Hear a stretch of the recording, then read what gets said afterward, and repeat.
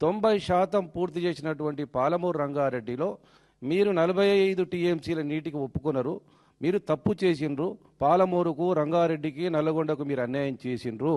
ఇది మీరు ఇలాగే చేస్తే మేము ప్రతిపక్షంలో ఉన్న మా పాత్ర పోషించి మీ తోలు తీస్తామని చెప్పాడు.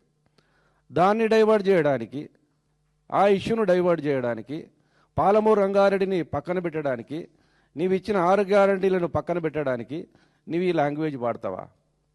ఏం చెప్పదలుచుకున్న సమాజానికి?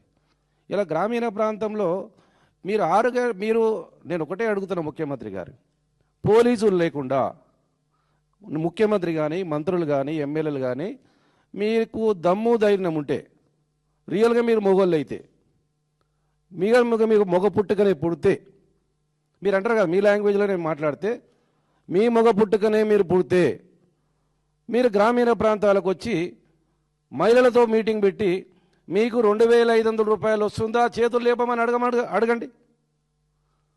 ఒక రైతు వేదికల్లో మీ ఎమ్మెల్యేలు వచ్చి మీటింగ్ పెట్టి మీకు సంపూర్ణంగా రుణమాఫీ జరిగిందా అని చేతులు లేపి అడగమనండి.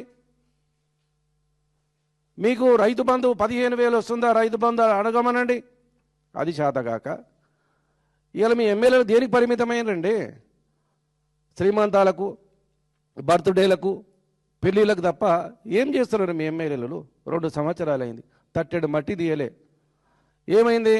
ఒక ఆయన జేబుల కత్తెరలు పెట్టుకొని తిరుగుతున్నారు. మీరు మీ ఎమ్మెల్యేల జేబులు ఏమున్నాయి? జేబుల కత్తెరలు పెట్టుకొని తిరుగుతున్నారు. గత ప్రభుత్వంలో శాంక్షన్ అయినటువంటి దానికి మీరు ఇలా రూపాయలు కట్ చేస్తున్నారు. అంతే కదా మీరు చేసింది 2 సంవత్సరాల్లో. రాష్ట్ర ప్రథమ ముఖ్యమంత్రిగా మీరు అన్యాయం జరుగుతుంది రాష్ట్రానికి అని చెప్పి అక్కసు గక్కి ఇవాళ మీరు పొద్దున్న లేస్తే కేసీఆర్ గారి కుటుంబాన్ని, కేసీఆర్ గారిని, హరీష్ రావు గారిని, కేటీఆర్ గారిని తిట్టడమే మీ ప్రధానంగా బతుకు. ముఖ్యమంత్రి గారు మీకు ఒక సూచన చేస్తున్నాను. నేను మీకన్నా చిన్నవాడిని వయసులో.